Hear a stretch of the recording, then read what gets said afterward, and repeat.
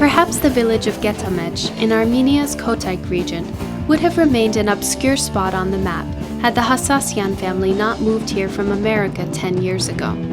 A native of Jerusalem, Hovhannes Hassassian moved to Armenia with his family in order to raise his son and daughter in their homeland. They settled down in Getamej, a village near Yerevan.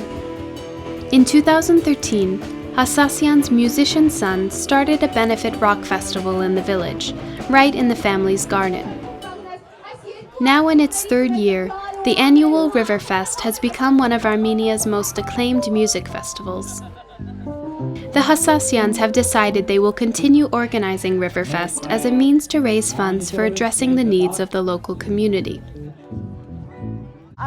The first year, although the festival proceeds were meager, we used the money to buy new desks and chairs for the local school and to pay for some renovations there. The second year, we were able to replace the school's windows. This year, depending on how much money we raise, our goal is to build a children's playground in the village.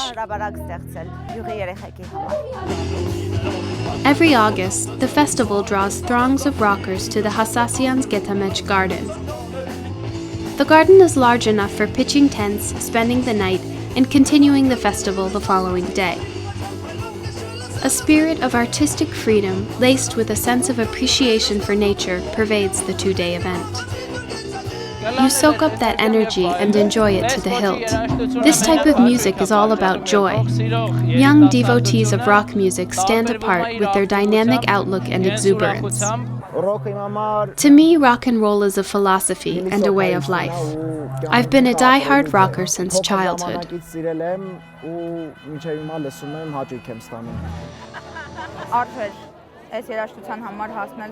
It's definitely worth the drive. I like all music genres, not just rock, and the main reason I wanted to come here was to hear some great music. The festival organizers say their garden in Getamej is open to any new band. They want them to come and introduce their music to appreciative audiences, while the festival contributes to the development of Getamej, especially since the villagers don't mind the loud music. The community is glad that such an event is being held in the village. On our part, we try to include villagers in the initiative as much as possible. They're just happy that the festival keeps growing year after year. Rock and roll in Armenia has a modest yet significant history. It flourished in the 1980s, even though the country was as yet not independent. After a brief hiatus, rock music once again burst on the scene, packing quite a creative punch. The music of the past 10 years has been phenomenal. It can't be compared with anything that came before. Of course, the 80s were also wonderful. That decade, it seems to me, was a golden era for rock music, not only in Armenia but worldwide. Today's youth is building on those traditions and that spirit.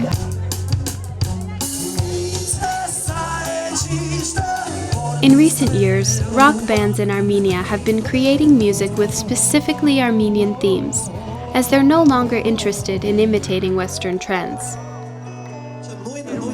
All of our songs are in Armenian and deal with Armenian themes.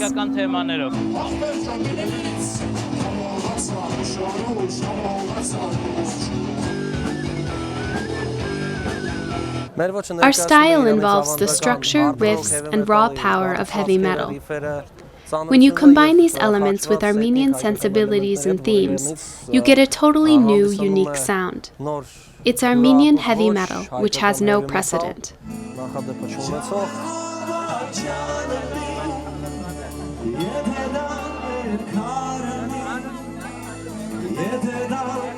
Rock music can also bring people together. This is an opinion shared by the guest of honor of this year's festival, Manuel Hassassian, who is the Palestinian Authority's diplomatic representative to the United Kingdom. He's spending a part of his summer vacation in Getamej with his relatives. I came here, this is the first time to attend the Riverfest. And the reason why they're doing this is to bring the youth together, to understand, to what extent they could belong to the motherland, and to expose the culture and the identity of the Armenian people. So I came to embolden that in terms of support. The diplomat is thrilled to see young people join together for a great event.